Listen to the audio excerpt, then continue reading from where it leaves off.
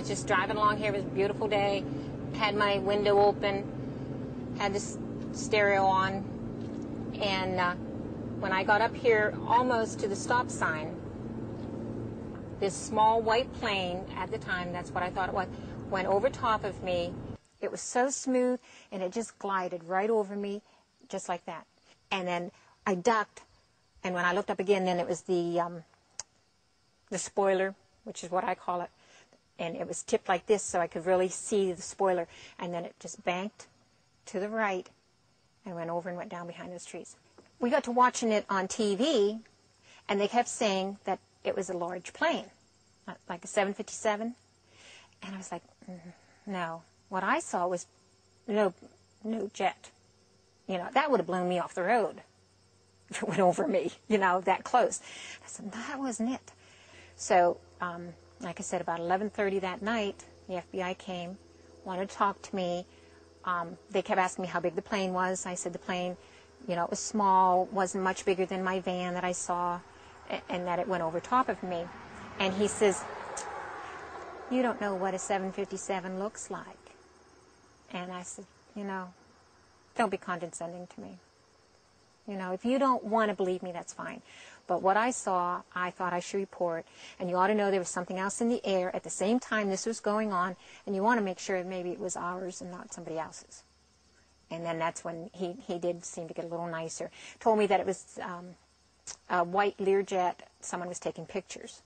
I said, before the crash? And he says, well, we got to go. And that was the end of it. In my mind, you know, the possibility that Flight 93 was shot down, you know, is an incredible story.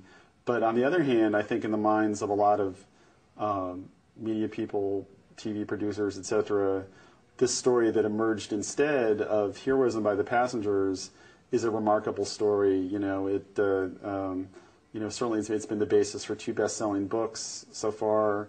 It's, you know, was featured on Dateline NBC and some of these other news magazine shows several times over. You know, I'm sure, and, you know, I hate to be so crass in referring to September 11th, but I'm sure the ratings for those shows, you know, were, you know, I'm sure those were some of the most watched news magazine shows of the year. And so then I think as journalists, you know, unfortunately it's kind of sad, but I think there's an instinct of, we have a great story here. Why would we want to, like, muck around and mess it up by coming up with a different story when people love this story?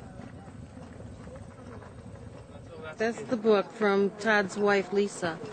I haven't finished it yet, but there's a lot of information in here, especially the let's roll part, where that's from the phone call that Lisa got from her husband before he crashed.